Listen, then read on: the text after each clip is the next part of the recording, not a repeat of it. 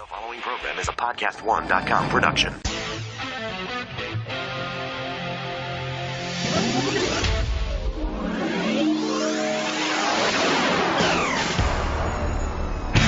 Your healthy radio addiction starts now. Power to the people! The Laura Ingraham. We are removing gang members, drug dealers, and criminals that threaten our communities and prey on our very innocent citizens. Bad ones are going out as I speak, and as I've promised throughout the campaign. To any in Congress who do not believe we should enforce our laws, I would ask you this one question. What would you say to the American family that loses their jobs, their income, or their loved one because America refused to uphold its laws and defend its borders? Candidate Trump. What? And he sounded extremely convincing. And I think his stance on immigration was one of the driving forces behind his victory. Well, because for middle America, for the old Rust Belt, for Michigan and Pennsylvania and Wisconsin, I think it was part of a package, a part of a populist message that focused on taking care of Americans first. And it's not that we're anti-immigrant, not that we don't want people to come here who want to assimilate and have a great role in society, but it was a sense that we had really fallen off the cliff as far as enforcing the law, especially at the border. Well, forget interior enforcement. That had really fallen off. Well, there were a few workplace raids under Obama. Then the left went crazy, and they kind of pulled back on that as well. But after that 2014 surge at the border, that was preceded by Eric Cantor losing his primary challenge by, of course, Dave Bratt. After that surge at the border, even Barack Obama said, these people aren't going to be able to stay. They're not going to be able to stay. Most of them are going to have to go home. Well, most of them didn't go home. And I think people had a long memory. They understood what was happening. There was a flood zone in Texas and Arizona, California. Not so much in California as far as crossing the border, because there actually is decent border enforcement in that small stretch in California. But at Texas especially, we had seen this massive crush at the border. Texas itself decided to deploy its own forces at the border to do the job the American government refused to do. And what's very disconcerting to me is when we seem to be getting mixed signals from cabinet members in the Trump administration on border enforcement. Behind closed doors, according to reports today, the Secretary of DHS is saying one thing, and then in front of the cameras, he's saying another. Now, let me read you something from the CNN report about this recent meeting that the Secretary of Homeland Security, John Kelly, had with Senate Democrats, where he said he does not intend to separate mothers and children at the border, apparently walking back an earlier statement that he had made that such a policy could deter people from entering the country illegally. Kelly met with Senate Democrats yesterday for more than an hour to discuss the administration's immigration policy, a meeting that some members left in frustration, but many others called positive. Kelly also said he intends to hold a conference this spring on improving conditions in Central America and discuss the status of deferred action recipients in the wide-ranging meeting. Those are the dreamers. Well, so which is it? Are we enforcing the border, the laws at the border?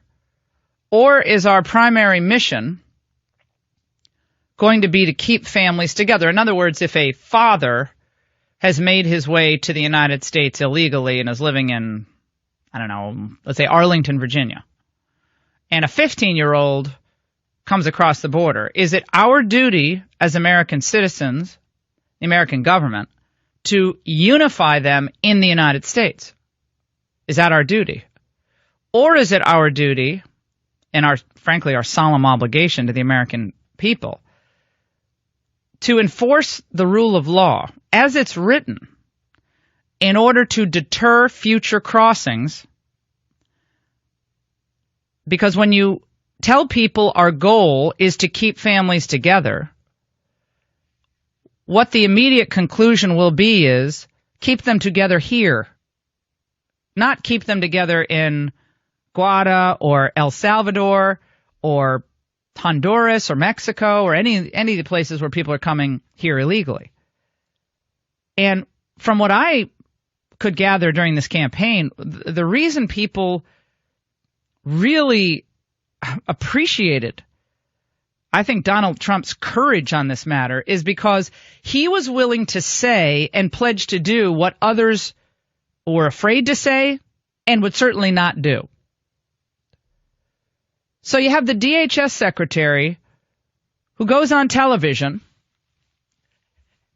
and, well, I'll let you be the judge. Let's listen. If you get some young kids who are coming in, manage to sneak into the United States with their parents, our Department of Homeland Security personnel going to separate the children from their moms and dads? We have tremendous experience in dealing with unaccompanied minors. Yes, I am considering, in order to deter more movement along this terribly dangerous network, I am considering exactly that. They will be well cared for as we deal with their parents. But you understand how that looks to the average person who is, It's more important to me, Wolf, to try to keep people off of this awful network. Well, keeping them off the awful network means telling them if they come here, they're not going to stay here. The reason attempted border crossings have decreased, according to the Border Patrol, is because the word is out. You come, you're not going to be able to stay. If there appears to be any wiggle room on that, and that we're going to go back to the old way of doing things, if there's any sense of that, what do you think's going to happen? The surge will come again. The crossings will resume. And it was up to us, I think it's up to all of us. And remember what Steve Bannon said, hold us accountable. You bet. You bet we're going to hold you accountable. That means you must do what you said you were going to do. The rule of law applies to everyone. And if we learn that someone who's crossing the border has family members illegally in the United States, they all should go. They all have to go. That's information we can use instead of, oh, well, they can come and they can get relocated and they can stay. The most recent reporting and the federal reporting on this, on how many illegal aliens show up for their immigration hearings, and this was back in 2015. That's the most recent group of statistics that we have here. 4 in 10, only 4 in 10, I should say 4 in 10 skip their immigration hearings. There's a 37-page study done, and it draws on statistics and interviews with unnamed immigration judges.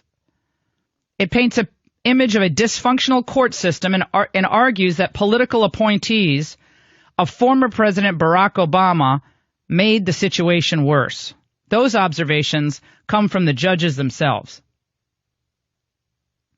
Actual failure to appear rates nearly doubled or more than doubled what the courts told Congress. Originally what they reported to Congress, the truth is much worse. They described a system plunged into turmoil by appointees at the Departments of Justice and Homeland Security who ignored statutes, precedent, and regulation, and imposed policies that dramatically increased, here's the kicker paragraph, backlogs and nearly halted adjudication. You think we need to drain the swamp here in Washington? Every single one of these individuals who threw a monkey wrench into the system should be out of work today. There is cause for removal of any of these individuals who just can't seem to do their jobs according to the rule of law. And apparently, according to this study, there are a lot of them burrowed into the bureaucracy. In 2015, ready for this? Almost 1 million immigrants ordered deported remained in the United States. 953,506 immigrants who have already been adjudicated as deportable aliens remained here, in many cases, years after receiving their final orders. Why? They don't show up for the appointment to leave. They just don't show up, and we don't do anything about it. There is no interior enforcement. That number represents a 58% increase from 2002. This report and the article on it is on lifezet.com. I want you to send this around to all of your friends because it paints a picture of a wholly dysfunctional, and I would say beyond dysfunctional, I would say corrupt system. This is a corrupt system to its core, with people burrowed into the bureaucracy who have a political agenda. Their agenda is to, I'll say it again, flood the zone. That the system is so overwhelmed, and people just throw up their hands and say, well, what are we going to do? We got to let all 11 million stay. I mean, we got most of them got to stay. 80% have to stay. The hardened criminals have to leave.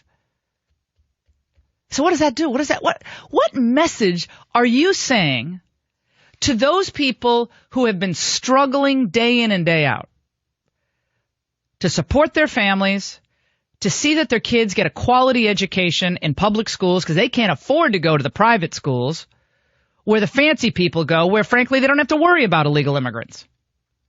What do you say to those people?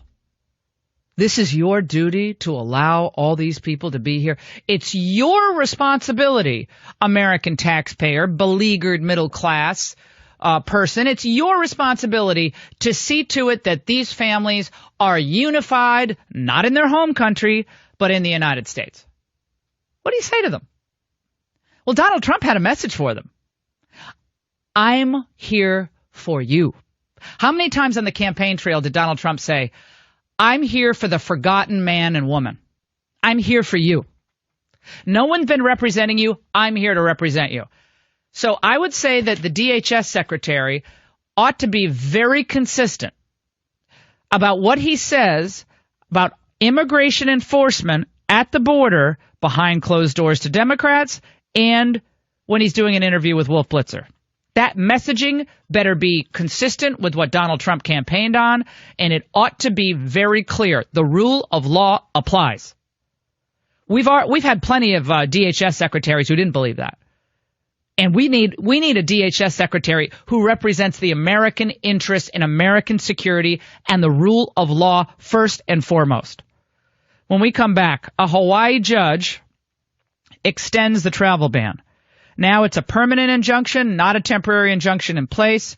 Once again, Robert Bork was right all those years ago. It's time to circumscribe the jurisdiction of an out-of-control judicial system. These judges are running wild. And now a Hawaii federal district court judge can affect all of U.S. immigration policy when we know that these opinions and these rulings are wholly based on a fanciful reading of our Constitution and federal statutory law. But it doesn't matter. The tyranny of the judiciary. Until Trump gets these federal courts stacked with his appointments, you're gonna keep seeing this, my friends, on every major policy. We're going to take a break. We'll get to all your calls. Donald Trump and the Gallup daily tracking is down to 35%. Do you think that's because he's distracted on side issues, the media bias, or that he's being pulled into a frankly, anti-populist direction on some policies? We'll get your reaction to that. Congressman Phil Rowe is going to join us. He insists that, we're not giving up on this Obamacare repeal as we hear some good news on that front. If you're wondering how to get the funding needed to run a small business today, Kabbage has the answer. That's Kabbage with a capital K, and it helps small business owners access simple and flexible funding right away without the headaches that come with applying for a traditional loan. Apply online or from your phone by securely linking your business information to get an automatic decision. There's no waiting in line, scanning documents, or tracking down financial statements. Kabbage gives you the flexibility to decide what's best for your business. And once you're approved, you choose when to use your funds and how much to take. You're only going to pay for the funds you actually use. Kabbage has supported over 100,000 small businesses with $2.9 billion in funding. Visit Kabbage.com/Laura. That's Kabbage with a K. There is no cost to apply or set up for your line of credit. As a Laura Ingraham listener, when you qualify for funding, you're going to get a $100 Visa gift card you can use anywhere. That's Kabbage with a K. KABBAGE.com/ I mean, that's what the judge is saying. It's easy to say that in Hawaii. They're not swimming to shore in Hawaii, are they? By the way, remember, it is an Obama appointee to the federal district courts. Look at the number, Drew. I think it's 100 plus vacancies in the federal court system now. Donald Trump has got to start getting his people on the federal courts, and Mitch McConnell has got to start clearing through these nominees. I don't care what Mitch McConnell has to do. I don't care what legislative magic he has to pull out of his hat here, but he has got to start getting this done. And let me tell you something. He also has to get the U.S. Trade Representative Bob Lighthizer confirmed. My goodness, what is the problem with that? Everyone, Mitch McConnell's so brilliant. Mitch McConnell's so brilliant. Get Bob Lighthizer confirmed. I'm beginning to think there's a plot against Bob Lighthizer not to get him confirmed. You know why? Because he's awesome. He is a phenomenal thinker, and he knows more about these trade agreements than anyone living, frankly.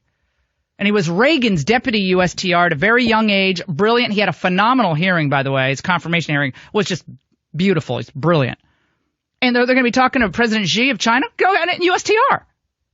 So you get Gary Cohn, who wants to push through every trade agreement in the White House. And you got Bannon. Bannon's all by himself out there on the trade issue. So you need Bannon and Lighthizer versus Gary Cohn and Dina Powell and the whole globalist crew there. All right, we'll get to your call. Everyone be patient. I know you got a lot of people on the board. I'm going to get to your calls about what's happening to our rural communities, to public schools, without the rule of law in place at the border and border enforcement. Donald Trump's down at 35% daily tracking. That's his core supporters. It's not unheard of that you have low ratings like that, but he's got to become more popular, and it's got to happen fast. 855-40-LAURA. We should be able to get this done. I mean, we have smart people in Congress, and we should be able to get this done. In just a moment, we're going to talk to Congressman Phil Rowe here on the Laura Ingraham Show, who supported Trump after he announced. Was one of the earlier supporters of Donald Trump. He's also he's a member of the Physicians Caucus. First, we got to go to Kelly in Iowa. I'm sure the congressman's going to want to hear, if he's on the line, what our callers are saying about this immigration wiggle that's going on. Kelly, go ahead. Yeah, Laura. My son was a fifth grader in the public school. He went K through 5, and in fifth grade, we had to pull him out of public school for the very reason that you're talking about. The schools are flooded with these illegals coming in, going into our public schools, overwhelming our teachers. They have to take them. So the classroom sizes balloon to sizes that are hard for the teachers to manage. And then my son, who was an average student that needed help and assistance in reading, was having a difficult time because of all of these new students creeping in every several weeks. He would be getting somebody new in his class. We had to finally pull him out of public school and put him into a private school for the very reasons that you're talking about. Where were you? Were you in Iowa or somewhere? Were you in Iowa? Des Moines, Iowa. What town? Yeah, Des Moines. In Des Moines. Well, the fancy people don't have to send their kids to the public schools. They don't go to the public schools in Northern Virginia or out in Sterling, Virginia, or in various parts of the country where we've decided to just either flood the zone with refugees or put the welcome out for illegal immigrants or illegal aliens. They don't have to send their kids to school. They're not affected by any of this. All they get is the benefits, the cheap landscaping, the yard work, the stonemason, the nanny. They get all this. But with the regular people just left to pick up the tab and suffer. And I guess the message to you is just suffer. It's an outrage. I went to public schools, K through 12. And It's hard enough to teach kids of different abilities without having to teach people in 17 languages, as we know happens in Montgomery County schools today, Montgomery County, Maryland. It's completely beyond the pale. And we've done this to ourselves. That's the saddest thing. It's not any outside force that's done this. We've done this just because we refuse to enforce the rule of law. Joining us now, Congressman Phil Rowe, also a physician, who's been in part of these difficult negotiations on health care, and as a physician, he has a unique take on the challenges on our health care system today. And I'm delighted he's with us. Congressman, great to talk to you. How are you?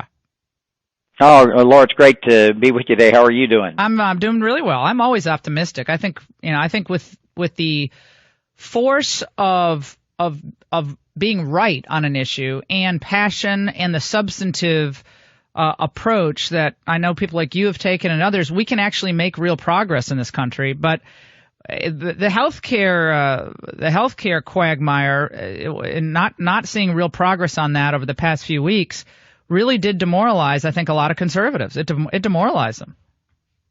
It did, and it demoralized me a little bit. But you know, I felt like we hit into a double play using a baseball metaphor. But look, we've been working through the weekend. I got up last Saturday morning. I said, look, this is too important. It's not about me.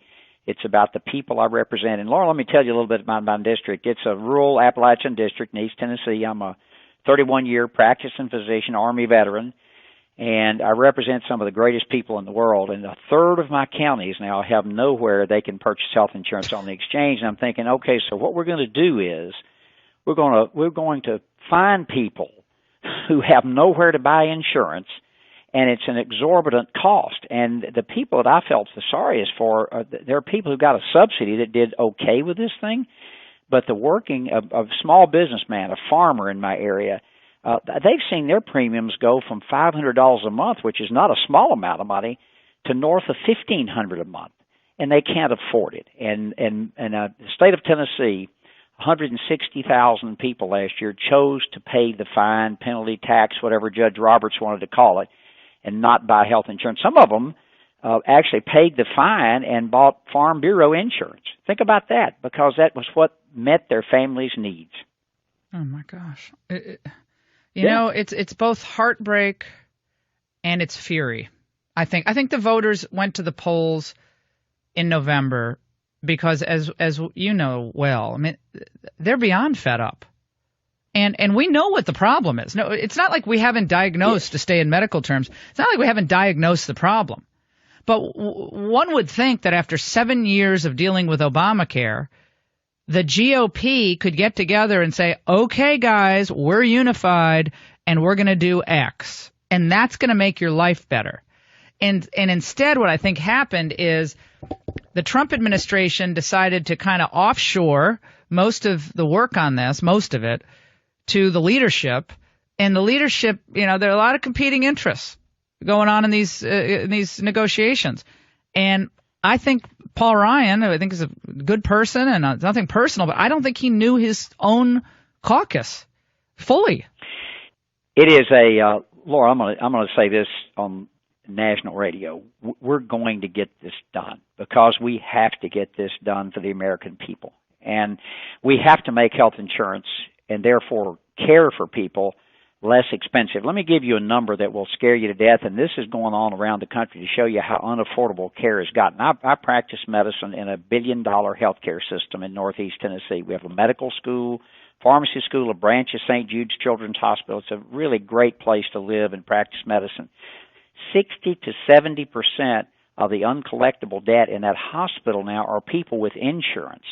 And the reason is to keep this, quotes, affordable. The way they set this scheme up is that they've raised the co-pays and out-of-pockets so high, $3,000, $4,000, $5,000, $6,000, $7,000 per person, that the average person, a fireman or a police officer or whomever, cannot afford to pay it. And that's what we've gotten. And the idea to increase coverage, I agreed with that, and lower cost, I agreed with that. This bill did not do that. It expanded Medicaid. And I'll give you an example. The CBO, they're good people. They follow formulas that they're given. They're not dishonest people. But they made a calculation in 2010 that 24 million people would be getting their insurance through the Affordable Care Act. The actual number was 10.4. And almost half of those were people like me who had perfectly good insurance, but I lost it. And I get my health insurance now through the exchange, Obamacare here in Washington, D.C. It's very expensive with a high out-of-pocket. I can afford that, but the average person who lives in Northeast Tennessee cannot. Paul Ryan spoke about what Plan B might be if you all can't go to a real repeal and all agree on a new approach to health care, and this is what he said. Plan B is we keep talking to each other and figure out how we get to yes and how we get this bill passed. So you're not changing the policy. You're just putting more pressure. No, we're listening to people. And if we can make improvements to this bill, all the better. So if improvements can be made to this legislation that get people to yes, that's great.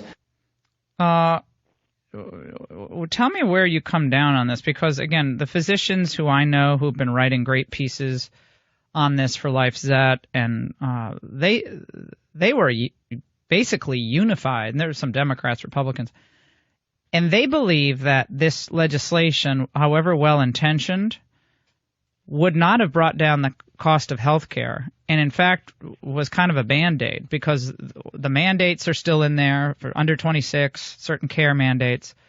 You didn't really have the competition that would reinvigorate the marketplace and bring down costs. And it's not a full repeal. And your friend Rand Paul was on the show yesterday, said it's not a full repeal. I actually think we're getting there. I really believe we are getting there. There are those of us who are meeting, talking about how you're correct. If we didn't have to pass this bill, if we didn't have the cloture vote in the Senate, the bill would look totally different. I agree with you. We're limited by the reconciliation that we have to pass and what you can get in there and what you can get in this bill. I agree. I wrote a bill for the Republican Study Committee 2 times, and it's a different bill than this. Many of the same things are in here, health savings accounts, those things, and you are correct. If in the individual market, and remember that most people in our country get their insurance through their employer. 160 million of us do. About 74 million get it through Medicaid and about 57 million through Medicare. So we're really dealing with a small segment of the population, and you're absolutely correct. We do need competition. That's what's been wiped out in the country. This Affordable Care Act was supposed to increase competition. It did exactly the opposite, and it did so because the government prescribed exactly what you must buy. It didn't give you and me any latitude whatsoever. Yeah, Rand Paul yesterday said he thought there was a 70% chance that health care reform would get done this year. Where do you put that percentage? I think Dr. Paul is pretty close to being right. This is not easy, and trust me, I felt like a bipolar person. I've been up and I've been down, but I'm not giving up. It is too important, Laura, to get this right. And I think we can. I really believe there's a sweet spot out there that we can get this done. Do y'all think you should be going on sorry about this, Congressman. No. We're talking to Congressman Phil Rose, also chairman of the GOP House Physicians Caucus. Congressman, do you think y'all should be taking a 2-week break, given what's happened in the first? I would love to stay here. We talked about that yesterday. I am willing to stay in this town or wherever we want to go, to sit down, eyeball to eyeball to each other, and it's not a lot. We're not talking about big differences now. And will this bill be perfect when we get? No, it can't be. And the cloture rule prevents a lot of good legislation. I can tell you that right now. I don't think it's going to prevent Neil Gorsuch from being the Supreme Court justice, but it does prevent us from getting the bill that we'd like to get over there to them. We have to pass, or we can pass and be in the rules of the reconciliation. Well, I just think forget cloture for a moment, because I think regular people listening, they know that that's a vote to end debate and move forward to the substantive vote. Yep. But on the issue of time away from Washington, it's my view that the month Congress takes off in the summer, and in the summer it's about a month. August, all of August, everybody goes to the state fair, and they go campaigning, and the 2-week break now, and I think it's just ridiculous.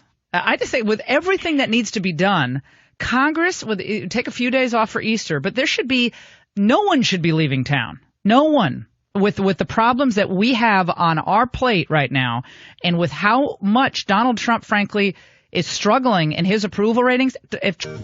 The point is that China is the one that the only one that can control Kim Jong-un, this crazy fat kid that's running North Korea. Well, I think that's why he's always been a candidate for the Nobel Peace Prize. I mean, speaking frankly to the world. I mean, we love John McCain. You will find the bigger piggies stirring up the dirt. Sorry, but my insult of Kim Jong-un was better. Cabbage Patch President. So John McCain thinks China's going to help us with North Korea, huh? So this means we should give China everything they want in trade. I know the setup here. When China comes to Mar-a-Lago, President Xi roll out the communist red carpet. And then we can give China everything China wants.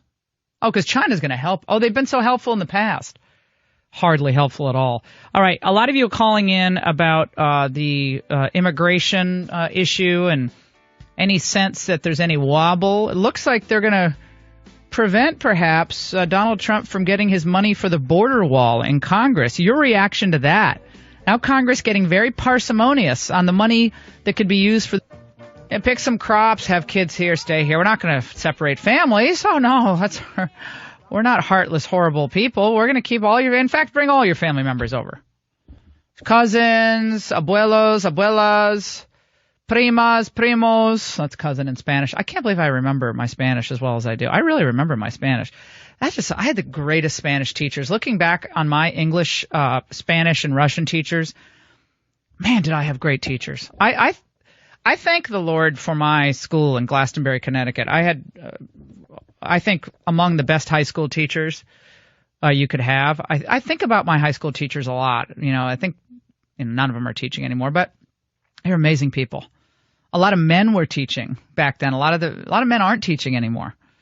A lot of women take the place. No problem with that. But there was never this. I was thinking back on this. There was never this concern about the sensitivities of kids who weren't doing all that well in school. We posted you posted GPAs and class rank on the big bulletin board as you walked in to Glastonbury High School, and people ran to it. You wanted to see who was where. Now it's like, oh, you can't do that. It all has to be secret. I'm like, oh my God, we were dissing each other. If you weren't in the top 10 of our class, like, aha, you're 11. Aha, you're 15. You're 2. He's 1. It made you competitive. Same thing in language classes. We had to memorize long dialogues. We had to spit back words and know our spelling. And I mean, to learn Russian in a public school, and they offered Russian, Spanish, German, Latin. It was great. We also we weren't flooded with illegal immigrants in my high school. I can't imagine how much harder it would have been for my teachers to have taught the middle level kids. We had 3 levels. You wouldn't do this. Low ability. We actually had a low ability, regular, and high ability. So I'm in the low ability class. Well, okay. Well, I hope you get in the middle class soon. Then there was high ability. Yes, I was in high ability, but I had to work hard. Well, it didn't come naturally to me. Languages did, but none of the other stuff did. I've talked about that before. But I think about it a lot. I am so fortunate that to have those committed, dedicated teachers. And if I wish I could see each and every one of them and just thank them. I thanked one of them. My dad's facility where he spent his last years in Glastonbury. One of the folks, and I was walking in. Forgive me, I don't think I've told this story before. Drew, I don't think I have. I walked in one day, and I know I'm off the issue at hand for a moment, but we'll get back to it. I walked in to see my dad. He was in the Alzheimer's unit, the memory care they call it. And I walked in, and it was the first time I had visited him there. He had to be transferred from the regular unit. It's kind of how it works. You're in the regular, then you get moved to the memory care unit. It's heartbreaking. And I looked on the wall. They have the name tags on the different residents. And I looked to my left, and it said Mrs. Stanwood. Didn't have her first name. And there was Mrs. Stanwood, who was my 8th grade English teacher, who was fabulous. Tough as nails. Oh, was she a tough teacher. Fabulous. She had, I remember her big white kind of plastic pearls, like the Wilma pearls, on Flintstones. She had short, blondish hair, a wonderful writer. We read Shakespeare and we had read the Bible in school. Memorized Shakespeare and sonnets, and it's phenomenal. Did Moby Dick, all these great books. So I asked the nurse in charge, I said, is Mrs. Stanwood, could you point her out to me? And they pointed her out to me at one of the tables in the lunchroom. And I went up to her and I looked, and I could tell it was she. It was Mrs. Stanwood. And I'd asked the nurse, how far along is she in her memory loss? And she said, well, she remembers things from a long time ago. So I walked up to her and I said, Mrs. Stanwood, it's Laura Ingraham. You taught me 8th grade at Gideon Wells Junior High School, and you were I still remember you. You were such a great teacher. And she looked at me and she said, Laura Ingraham. And she said, not only do I remember you, but I remember that you talked a lot in school. Oh, I said, what? She said, you were an excellent student, but you talked a lot. I said, oh my gosh. Her memory hasn't gone. She remembered. I did have the gift of... That's what she remembered? She remembered. But she said, you were an excellent student, but you had the gift, basically I had the gift of gab. Well, and I said, well, you wouldn't be surprised to know that I'm a radio talk show host and a political commentator. But what I thank you for the most is I'm a writer. And what you taught me about writing and diagramming of sentences and grammar. You all want to know why I'm such a grammar Nazi? It's because of Mrs. Stanwood. But and to see her, who's such a vibrant person, and now, in a wheelchair, she can't walk, and she lost her short-term memory, and a few moments later, she had forgotten that I was there. Oh, it just hit me in the heart. I mean, it was just one of those moments where I was then watching my son, bouncing a ball with her because he went, kind of played with the elderly people that were there, and they bounce a beach ball to keep their reflexes and so forth. It was just one of those moments where I was just, oh. And I said a prayer and I said, thank you for having given me the gift of education. And I said say to my kids every morning before they go to school, remember that there are millions of people across this globe, across the world, who have no access to education. I don't want to hear any stories about how you're not listening in school, how you're misbehaving in school. I got a report yesterday from 2 of the boys' teachers. Not listening. Oh, Dimitri's rolling around on the ground, not getting up. Oh, he was in trouble with me. In trouble. Okay, you see that teacher? I go and see her? She's your teacher. You disrespect her, you disrespect me. I mean, he's just a kid. He's like rolling around. No. We don't do that. We don't do that. And I just think of how blessed we are to have dedicated teachers today who are in there trying to teach kids in public schools where they're fighting with electronics in the classroom. They're fighting attention deficit, increase of attention deficit. They're fighting, frankly, the pharmaceutical industry who has too many of these kids on drugs. And now they're fighting bad policy, government lack of enforcement of our immigration laws. We have too many kids in the classroom, aren't assimilated, can't speak the language, and frankly, with the way we teach, aren't frankly encouraged to get immersed into our languages. It is hard for them. It's a long-winded way of addressing all this, but anyway, we'll get to all your calls. 855-40-LAURA. That's a fun thing to do. Share your best anecdotes about your favorite teacher. The teacher you remember whose approach to teaching you remember to this day and made a difference in your life. I just told you the story about Mrs. Stanwood. We learned gerunds and past participles and independent clauses and dependent clauses and antecedents and all of that I remember to this day. And I'm shocked to see how many people who are in their 20s and 30s have no desire or no knowledge of basic grammar. It's a shock to me. But I had a great teacher. So who was your great teacher, and why did that teacher's approach to teaching change you, stay with you, encourage you? A lot of people need encouragement from teachers as well. Be encouraged to be better. It's hard. It's not like those teachers don't have their own problems. On the immigration issue, I want to remind all of you to go to immigrationpause.org. Go there right now. Ask 10 friends to do the same. We have to do everything in our power to encourage and keep, frankly, President Trump on his campaign promises. Mitch McConnell is not interested in putting aside money to build that border wall. I tell you, send a message to old Mitch McConnell. Find that money for that wall. Find that money. Donald Trump has got to stay true to that promise to build the wall. Got to do it. I mean, how many of you would volunteer to work on the wall? Oh, by the way, we'll get to your calls. Hispanic contractors offered to build Trump's border wall. Then they started getting death threats. This just came out yesterday in the Washington Post. For the Hispanic-owned construction firms daring to bid on building a piece of Trump's border wall, this is the emotional price of doing business. One company's tractor was stolen. Others had profanity and rocks hurled at them. Owners say they've been accused of betraying their community. See, it's not the American community. Their community. Making our point about a lack of assimilation. It's my country. I'm going back to my country. It's my community. Well, your country is the United States. Wait, I thought you were American and everything except a piece of paper. My country. Well, I speak Spanish. So I speak with a lot of these contractors. I hear that a lot. I'm going back to my country, mi país. And I speak in Spanish back to them. And I say, well, let's practice. Debemos practicar español. Debemos practicar inglés. Speak English to me. Habla inglés conmigo. And hablo en español contigo. I'll speak with you in Spanish. You speak to me in English.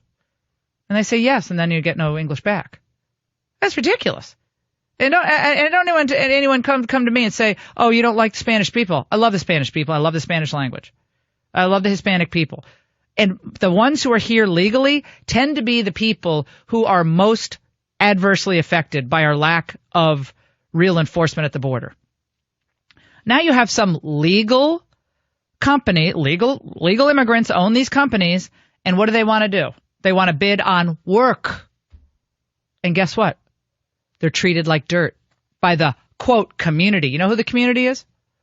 These are activists who rally together online. They get whipped up by La Raza and these other groups, and the social media hits start coming out. Let's demonize these Hispanic contractors. Imagine what happens to the American contractors. California said you're not welcome here. You're not welcome in the state if you bid on the Trump wall.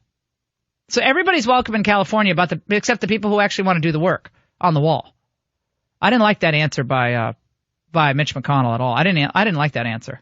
That was a couple weeks ago. Paul Ryan was asked about the wall yesterday, and that brings us to we wanted to know that money is going to be there. That money can be found. Old Jared's going through those departments in addition to solving Middle East peace and everything else he's doing, right? So he's going through those departments like of the SWAT team. Find some money. It's a lot of money. You got to find $15 billion. Find the money. He's Mr. Fix-It, Jared Kushner. Find the money for this wall. Put the pressure on put the pressure on Mitch McConnell. The people want this wall built. 855-40-LAURA.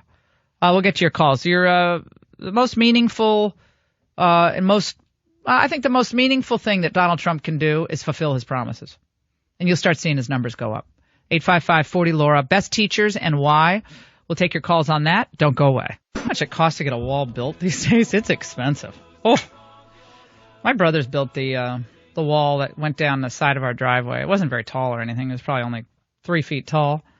We used to always back into it with a car because we lived up on a hill. Backed into that wall, always getting out of the car and putting the stones back on. I can't tell you how many times we smashed our bumpers going down that darn driveway in Connecticut. It was hilarious. Building a wall, but manual labor teaches you a lot. Tires you out at the end of the day. You feel like a sense of accomplishment. But suddenly, very stingy up on Capitol Hill. No money for that wall. No wall for you. I think a lot of people would volunteer to help in the wall. Remember that person who wanted to send one brick for every citizen? I think you need a lot more than that.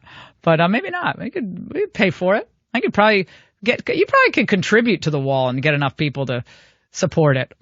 Michael in Nebraska, line 2. Favorite teachers. I love these segments. You had a great calculus teacher?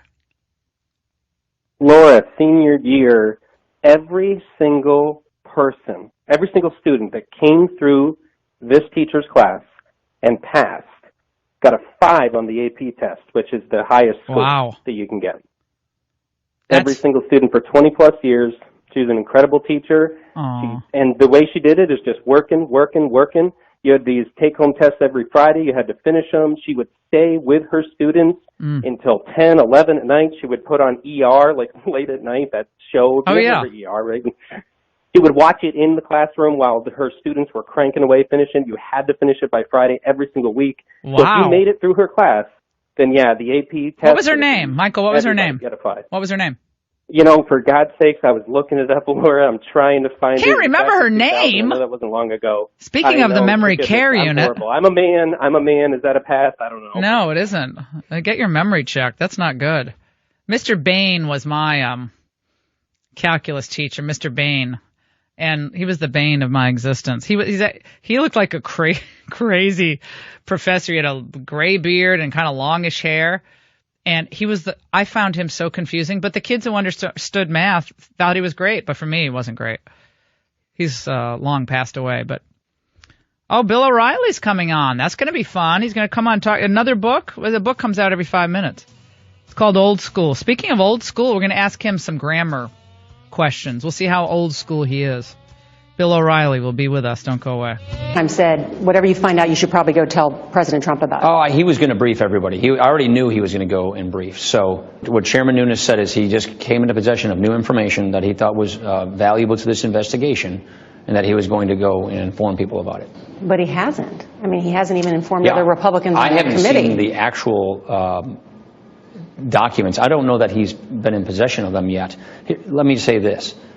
It's very important that we allow and encourage whistleblowers to talk to Congress. But he went on there. No, we don't have it. Okay, well.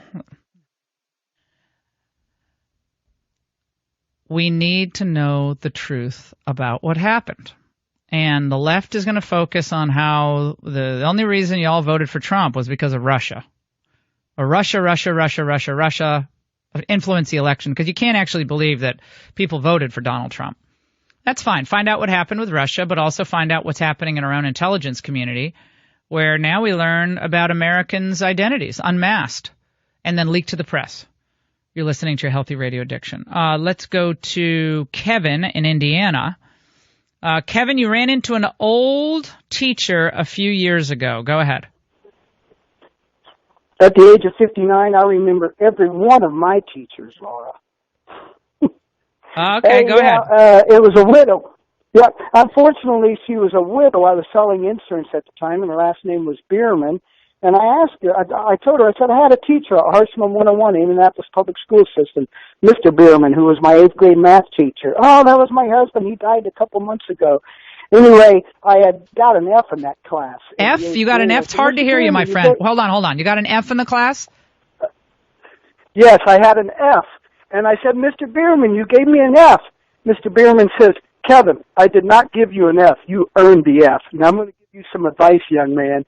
And he told me, he says, not only do you have to understand how 2 plus 2 equals 4, but you have to understand why. And if you apply that philosophy to everything you do in life, life will be good. Well, it changes your life when you have a teacher who cares. Now, if you give someone F, it's like a hate crime. Old school. We're talking about the great teachers you've had in the course of your life, people who really changed your life. And it dovetails well into our next subject. Bill O'Reilly has a new book. Well, that's like saying the sun came up today. Bill O'Reilly has a new book, right? The sun came up because he has a new book seemingly every day. This is called Old School, Life in the Sane Lane. He wrote it with his pal, Bruce Firestein. And O'Reilly joins us now. Bill, how are you? We're just talking about great teachers. How are you? I'm the same, which is tragic for everyone. Oh, yeah. You're grumpy, lost your sense of humor. Yeah, grumpy. Yep. Grumpy, yep. Spinning, yep. No spin zone. I criticized you on air the other day. Can I tell you why? Sure, absolutely. I know you love that. Well, you apologized to Maxine Waters. So I started by saying, yeah. Bill said he has a James Brown wig. Everyone got all upset. And then he came out and said, well, you didn't dwell on it. But he said, the substance of what she says is what should be focusing on. And I said, that's fair. But I kicked off a Make Maxine Mad Again campaign because MMMA is like, if you're making Maxine mad again, then you're making America great again. And so I just thought I'd drop that out there. Why'd you apologize? Was it really that negative? Yeah, and it's an excellent question. It goes right to old school. Look,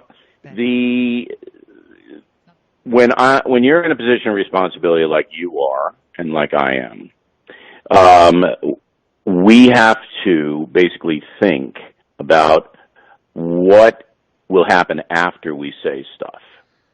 And I didn't. I was an early morning shot on Fox and Friends, and I was just playing around. It was obviously a jest.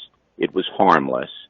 But I gave the opposition, which is a brutally dishonest, hateful crew these days, the far left, I gave them a cannon. And that was foolish. It was foolish for me. And the second thing is that even though some people may disagree with Maxine Waters, I've always said this, the woman believes what she says, and she's got enough, moxie to get up there and just lay it out there, a lot like Bernie Sanders. And I respect that. I respect people who speak their minds. Now, she's desperately wrong on everything. And if you go to her district in California, you'll see that she's been there a long time and that the place is just awful and that her policies and vision of life don't work. But that's what I should have concentrated on rather than a stupid comment that the opposition could ram down my throat. But it actually worked because old school values are if you make a dumb mistake, and I consider that a dumb mistake, you say you're sorry. That's old school. So you can call her a pinhead. Let me just get this straight. So you can call her a pinhead, but you can't make fun of her wig? Is that the rule? The old school rule? No, you can't. Look, this isn't the old school rule. This is the snowflake politically correct rule. At this point in our history, you cannot comment on any woman's appearance. Oh, they do it to Kellyanne every moment. They kill Kellyanne all the time. They've killed Michelle Malkin, killed me over the years. They say the most horrible, awful, rotten things about Trump's face, his hair. But that's what they do. Not the media that does that. You're a good-looking woman. Anybody that would criticize you would be insane. But what I'm trying to say is responsible people can't criticize any woman's appearance on any level at any time. Not the clothing, not the handbag, nothing. All right? God. That's the PC culture we live in. And it's true. It's horrible. And, how many people have made fun of Donald Trump's hair? Everybody. And I wasn't even making fun of her hair. I was making fun of the wig. I'm sorry. My staff. My staff's all in their 20s. Okay. 20s, early 30s. They were screaming, laughing, and you know what I'm saying. And we got multicultural staff. It might have been funny. It was freaking hilarious. It might have been funny, but it was stupid. It's like Rickles. It was stupid, though. It's like Rickles. Yes, okay, but I'm not Rickles. Yeah, well, you can be funny. You can be funny. It is possible to be funny. I don't want to hurt Maxine Waters' feelings, and I don't. Okay. I don't. All right, I really don't. I'd love to have the woman come on the program, the Factor. And say, hey, look, you're saying all this irresponsible stuff like impeach the president. It's irresponsible. Don't you feel guilty about that? Of course she's going to say no. But that's the conversation I'd like to have, not about her wig. So I was an idiot. I said I was sorry, and that's an old school deal. All right, Bill, remember when she was going on and on about how the L.A. riots were like a festival atmosphere in the old days in the early 90s? She was like the L.A. riots was like she called it a festival or carnival atmosphere. Like there was the positive side to the L.A. riots. You're right. There's so much substantive to focus on, and I hear what you're saying, but it's all got to. I liked your memories of school and what you learned and in kind of the old school approach, because I actually think a lot of that it ties into why Trump won. Trump won because people think we've gotten too far away from common sense. Forget politics, but just common sense. Like if you want to have a better country, you got to focus on the country. If you want to have a rule of law, it's got to apply to everybody. If you want to have immigration that is welcome, then you have to fight against illegal immigration. Trade is great, but you have to have better trade. Those are kind of old school ideas. That's not newfangled thinking. It's old school. Well, I think what it all comes down to is, first of all, I don't think Donald Trump won the election. I think Hillary Clinton lost it. And her appearance yesterday is just another reminder of how lucky the country is. And I mean that sincerely, how lucky the country is that this woman is not president of the United States. She is blatantly dishonest. I mean, to a degree that this is Warren Harding territory. And whether you like Trump or not, he put forth a vision that he believes is fair. That's the key word for old school. Old school is a point of view. It doesn't have anything to do with values or politics. It's a point of view. But fairness is what he puts forth. So look, it isn't fair if we're going to have a country with laws on the books that says this is how you come here. It isn't fair then to allow 20 million people to violate that law, no matter what they do when they get here. It's not fair. So we have to basically change into a fair country. That was basically Trump's theme, that it's not fair for companies to go overseas and people lose their jobs here. It's not fair for them to hold money over here they could have been investing in America. It's not fair for ISIS to run around beheading people and we don't do anything about it. If you come down to what his philosophy is, it's based on what is fair. And old school point of view is that. If you look at the other side and the pernicious, and I mean that sincerely, and I'm not, you know me, I'm not a party apparatchik, I'm an independent, I'm not an ideologue. I mean, what I'm seeing from the politically correct far left is a destructive point of view that's going to harm every single American if it ever comes into power. And Hillary Clinton would have pandered to that. Well, I think that, I'll take issue with you on one thing. I think Hillary was a terrible candidate, no doubt about it. Very unappealing on a number of levels. But I think Trump did win the election. I think he won it in Pennsylvania, in Michigan, in Ohio, in Wisconsin, because he was giving voice to those who have gone unrepresented for too long, those who thought we should have better trade deals. If you analyze the vote, Trump did make inroads into precincts that had not voted Republican before. But the big plus that he had was that so many people stayed home that voted for Barack Obama. They would not vote for Hillary Clinton because instinctively they knew she was not an honest person. Old school values actually save me from the 60s. Addiction runs in my family. My maternal grandfather, first cousin were heavy drinkers, but I never wavered, never hurt myself or anyone else while inebriated because I've never been inebriated. Was that you or Firestein? Was that you? That's me. Tell us about that. Real Mandoni. Firestein, sorry. Author, yeah. Sorry. That's me. That's me. And that's absolutely true. But it isn't so much a value system. Again, I'm trying to get away from that. I'm trying to get to Americans who, you can be a liberal and you can be old school. You can be conservative and you can be a snowflake. And that was a very important part of my life because all of us who were raised in the 60s and went to school, I went to school in the late college into late 60s, early 70s, were subjected to a heavy dose of drugs are great, sex, drugs, and rock and roll. Here, take all these drugs. And a lot of people got hurt in a way. I mean, at least 3 people in my Leviton neighborhood are dead from drug overdoses, okay? But I always resisted because my cousin and my grandfather, and I saw the alcoholism, and I knew that it was in the Irish DNA of my family, and I just said, you know what, I'm not going to do this. It wasn't so much that my parents drilled it into me or the teachers in the Catholic schools that I went to drilled it into me. It was my own observations. It was an old school observation. Look, I'm going to get through this without intoxicants. Now, I'm not condemning people who drink wine or beer or whatever or smoke a little pot, but if it becomes a focal point of your life, you're in trouble. And I knew that, and I stayed away. Well, Trump had the same reaction to alcohol with his brother dying, and he. Oh, that's one of the reasons that Trump and I get along so well. I mean, we've gone to games and events over the years because he doesn't drink, and he saw the same thing. His brother, I guess, his brother got in big trouble with it. Not Fred. And that was something that Trump and I had in common. That's why I always had to buy him vanilla milkshakes. I mean, it's like, don't you have any money? You're a billionaire. You never no, they never pay. They never pay. No.